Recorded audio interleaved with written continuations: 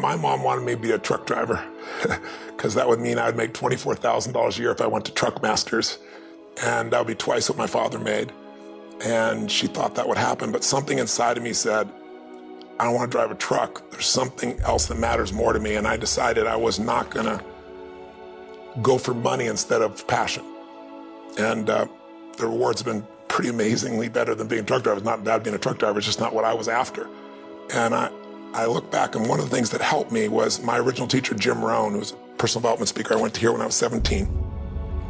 He said something the first time I heard him, and he said, you know, it's really simple. If you want life to change, you gotta change. If you want life to be better, you've gotta get better. It's the only way it happens. And luck will show up for people and it'll leave them. But if you're constantly improving who you are and what you give, game over. When people ask me, what does it take to be happy? I always tell them one word, progress. Progress equals happiness. Even if you're not where you want to be yet, if you're on the road, if you're improving, if you're making progress, you're gonna love it. You're gonna feel alive. On the other hand, it doesn't matter how successful you are, if you stop growing, you start dying inside. I've always had this belief, if you want to be successful at anything in life, never leave the sight of setting a goal without doing something that commits you to fulfillment. If you get, you're in state, right, when you do something. While you're in state, that's the time to commit yourself to something that makes you follow through.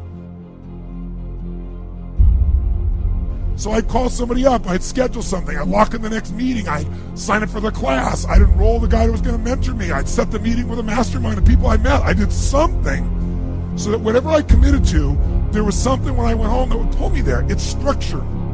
This could be the greatest time you ever live if you control what you focus on, if you find a more empowering meaning, and if you decide to model the actions of those who succeeded before you. It can be the best financial time, the best emotional time, the best spiritual time of your life, but you better take control of your state. And if you think you're gonna do it just by today, you're wrong. You're gonna need to get yourself some rituals. Right now, every one of you in this room is controlled by your rituals. I don't just mean this one, I mean every morning you get up. I know your body, I can look at your body right now, and I can guess your rituals. Some of you, your rituals to work out 5 times a week, I can see it clearly.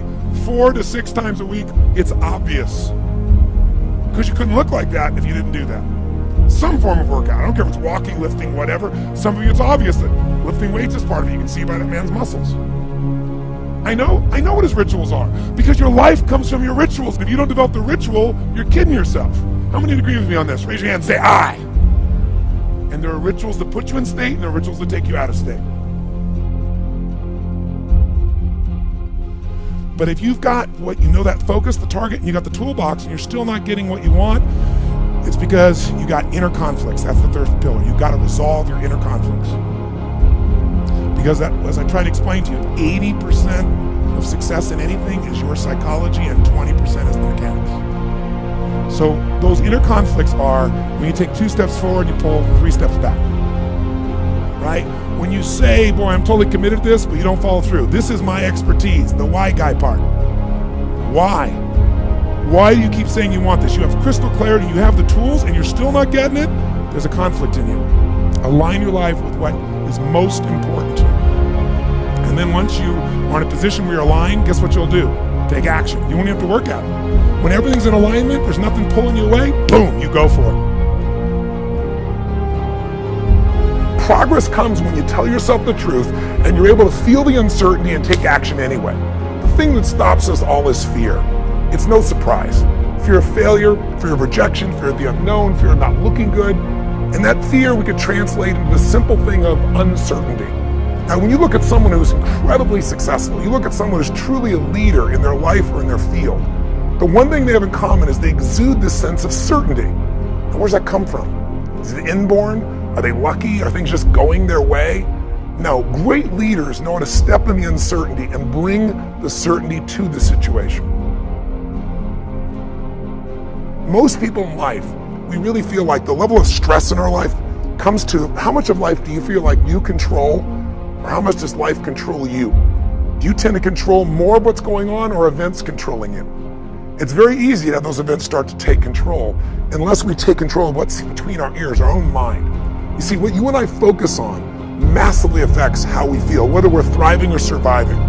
If you focus on what you can't control, if you focus on the past, if you focus on what's missing from your life constantly, that pattern of focus will make you frustrated, overwhelmed, depressed. It won't even matter if you're taking antidepressants. If you keep focusing on what you can't control, what's missing from your life, you're going to feel depressed still. You can take as many antidepressants as you want. Focus equals power. If you want to thrive, you got to focus on what you can control. You got to focus on the difference you can make. You got to focus on what's already in your life that you're grateful for. So you got to find a story that's going to empower you to act. A story that's going to get you to find the breakthrough, because otherwise, with a lousy story, you'll never find the strategy, or you'll come up with a reason why it's too expensive, you can't get there, you can't access it, or you'll even get the strategy and then half-assed apply it just so you can reward your story that says it doesn't work because I tried it. Resourcefulness is the ultimate resource. And if you don't have what you want, stop telling yourself the story because you don't have the money, you don't have the time. That's bullshit. It's because you haven't committed yourself where you would burn your boats. If you want to take the fucking island, burn your fucking boats, and you will take the island, because people, when they're going to either die or succeed, tend to succeed. But most of us give ourselves a way out, and that's why we don't have what we want. I was thinking about where this journey began for me, my desire to serve. Every day before I get on stage, I do this thing to whip myself into a peak state, and then my last words are, use me, Lord. That's my prayer. And every day my goal is to be a blessing in people's lives. Just do more, give more, share more, create more. And what you need will be there. It's like air. You don't stop to think about when you take a breath whether it'll be there or not. It's always going to be there. Yeah. You just got to do your part.